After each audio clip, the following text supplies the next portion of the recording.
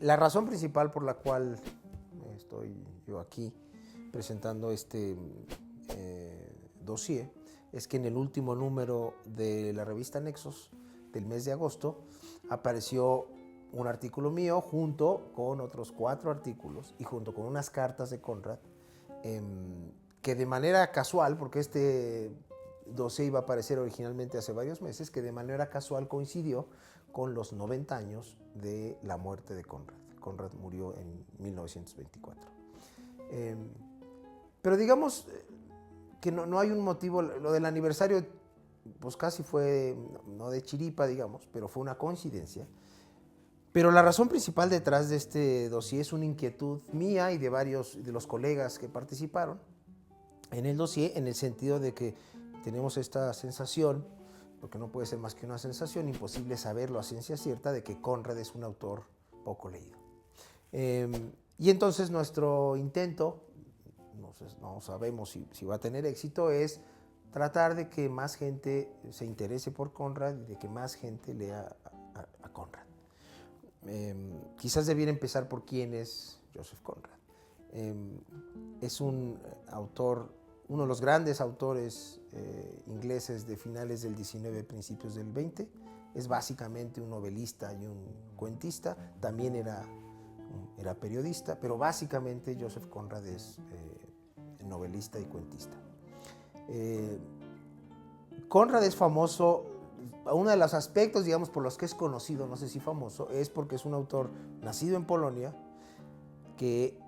cuya primera lengua después del polaco fue el francés y cuya tercera lengua es el inglés. Y sin embargo, Conrad se convirtió, ya lo dije, en el gran escritor inglés de finales del 19, principios del 20, y a la distancia desde el 21, pues digo, yo no creo exagerar si les digo que Conrad es uno de los 3 o 4 grandes novelistas ingleses de los últimos, de todos los tiempos, para acabar pronto, ¿no? Su trayectoria vital es una trayectoria muy peculiar, es un noble polaco que pierde a sus padres a muy corta edad, y los pierde básicamente porque tanto la familia de su padre como la familia de su madre eran familias revolucionarias polacas que luchaban por la independencia polaca en contra del autoritarismo ruso. Por esa razón son enviados a un lugar donde hace un frío endemoniado. Pierde primero la vida la mamá de Conrad cuando él tenía 7 años, y antes de que cumpla los 12 pierde la vida el papá. Y es un tío materno el que se encarga de Conrad hasta su primera juventud, cuando se enrola en la Marina Mercante francesa. Pero no dura mucho en la Marina Mercante francesa, menos de un lustro, y decide enrolarse en la Marina Mercante británica. Y ese será, digamos, de alguna manera el hogar de Conrad hasta que tiene 37 años. Y ya es muy tarde en su vida que decide dedicarse a escribir. Su primera novela es de 1895, él había nacido en 1867, y que es La locura de Almayer. Y con esa novela inicia la trayectoria novelística de Conrad. Entre el 95 y 1912, Conrad escribe algunas de las grandes obras de la novelística o de la ficción en inglés de nuestro tiempo. Básicamente un relato que es un relato extraordinario, que es El corazón de las tinieblas, que es lo que la inmensa mayoría de la gente conoce de Conrad. Pero también están, en ese periodo están otras 3 novelas por lo menos que son extraordinarias, que son Nostromo, Lord Jim y El agente secreto. ¿Sí? Y entonces una de las cosas que digo en el ensayo que escribí para el dossier de Nexos es que me parece que existen pocos periodos equivalentes en términos de la producción de primera magnitud de un solo autor en la historia de la literatura. Yo me refiero específicamente a la inglesa, y el único parangón que se me ocurre es el de los 12 años del 49 al 61 en el caso de Dickens, ¿no? En donde Dickens en esos 12 años escribe algunas de sus grandes novelas. Pero en todo caso, Conrad en su tiempo no es un autor conocido. Estas novelas que he mencionado, que ahora son consideradas grandes novelas, en su tiempo no lo fueron. Conrad empieza a ser conocido con una novela de hace justamente un siglo, con una novela de 1914 que se llama Chance en inglés, Azar en español, y es entonces, solo entonces, o sea, 10 años antes de su muerte, que Conrad empieza a ser un autor conocido. Al final de su vida se habló un poco de la posibilidad de obtener el Nobel, nunca obtuvo el Nobel y muere en Bishop's Burn, cerca de Canterbury, en 1924. A pesar de que la crítica literaria desde su tiempo, y eso sí, una cosa es que no haya sido muy popular, digamos, en términos de ventas, y otra cosa es que la crítica no lo reconociera desde muy temprano como un gran escritor, de eso no cabe duda. Pero lo cierto es que más allá de una crítica bastante favorable, no solo en su tiempo, sino yo diría hasta la fecha, lo cierto es que es un autor que no es un autor muy leído, ¿no? Es imposible, vuelvo al punto, imposible saberlo a ciencia cierta.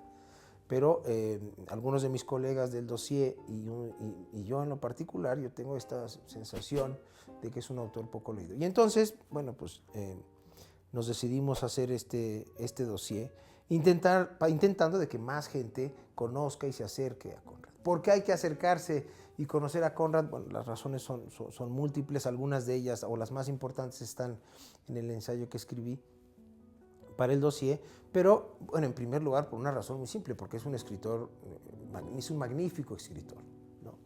Un magnífico escritor cuya prosa es la herramienta en última instancia para transmitir a los lectores una serie de dilemas morales que yo creo que no sé, a muchos años de distancia, a casi 100 años de la muerte de Conrad, esos dilemas siguen siendo tan actuales en nuestro tiempo como lo fueron en el suyo, ¿no?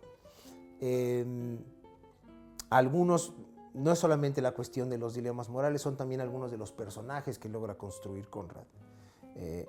Personajes de gran complejidad, personajes que terminan siendo entrañables. Pienso, a mí en lo particular, el que más entrañable me parece es Lord Jim, ¿no? Pero insisto, prácticamente en todos los relatos de Conrad hay un personaje que por razones distintas, en el que por razones distintas se centra la atención de Conrad y por tanto la atención del lector. Yo creo que es un autor que, vuelvo al punto, a pesar de la distancia, yo creo que tiene todavía muchas cosas que decirnos, ¿no? Entonces, más allá de que hay que leerlo porque es un gran escritor, un gran autor, yo creo que muchas de las temáticas conradianas siguen siendo temáticas actuales. Por supuesto, estamos en un mundo sumamente distinto. El mundo de Conrad es sobre todo el mundo pre-Primera Guerra Mundial. Y como todos sabemos, si hay un evento en el siglo XX que marca un antes y un después, seguramente fue la Primera Guerra Mundial. En todo caso, yo creo que hay ciertas cuestiones, ¿no? La crítica al progreso, por ejemplo, que hay en Nostromo, sigue siendo de enorme actualidad. La crítica al terrorismo que hay en El agente secreto sigue siendo de enorme actualidad. La crítica al imperialismo que está en El corazón de las tinieblas sigue siendo de enorme actualidad. Pero eso, sí quisiera decirlo, debería decirlo quizás, es una cuestión que a mí me parece secundaria. ¿Qué tanto? En muchos aspectos Conrad no es nuestro contemporáneo, y no puede serlo porque en buena medida el imaginario conradiano, vuelvo al punto, es un imaginario muy digamos, muy de un tiempo anterior a la Primera Guerra y por lo tanto que difícilmente podía entender buena parte de lo que sucedió en el siglo XX. Pero aún así, si nos vamos por la cuestión de su prosa, si nos vamos por la cuestión de los dilemas morales que plantea, si nos vamos por el retrato tan sofisticado que hace de las personas y de los sentimientos humanos y de los dilemas morales en los que todos nos vemos envueltos, yo creo que es un autor que me llama la atención que sea tan poco leído, porque y casi termino con eso, nada más quisiera hacer alguna referencia al dossier en particular, pero es un autor que no hay que dejar de lado, pues, ¿no? Y no hay que dejarle de lado, entre otras muchas razones, porque Joseph Conrad no es solamente El corazón de las tinieblas. El corazón de las tinieblas son 120 paginitas, que son maravillosas en términos literarios, que es quizás la crítica más profunda y más devastadora al imperialismo europeo que se ha escrito jamás, por lo menos en términos de ficción. Pero Conrad es mucho más que eso. Un poco, lo digo en el artículo, sucede un poco con Conrad lo que sucede con Albert Camus y El extranjero, ¿no? Parecería por momentos que Camus lo único que escribió son las 150 paginitas del extranjero, como a veces da la impresión de que lo único que escribió Conrad son las 120 páginas del corazón de las tinieblas. Pues sus obras completas son cerca de 10,000 páginas. Entonces, bueno, no solamente que en términos cuantitativos sea una parte ínfima, ¿no? Es que hay otras obras de Conrad, y voy a mencionar nada más Lord Jim, Nostromo y El agente secreto, que yo diría que no le piden prácticamente nada al corazón de las tinieblas. Lo que sucede es que, claro, tenemos aquí la cuestión del imperialismo, que en ese momento era una cuestión muy importante. Lo sigue siendo, aunque por otras razones, por supuesto, en el siglo XXI, y eso en buena medida explica esa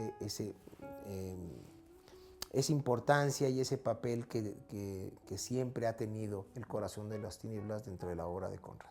Y termino nada más señalando que el dossier es un dossier en el que inicia con César Blanco tradujo varias cartas de Conrad, después hay un artículo mío sobre la obra de Conrad en general, y luego hay varias colaboraciones que yo creo que al auditorio le pueden interesar, una de Rodrigo Negrete de Conrad y la Primera Guerra Mundial, otro de Ariel Rodríguez Curi sobre un gran cuento largo o novela con doble L de Conrad que se llama Tifón.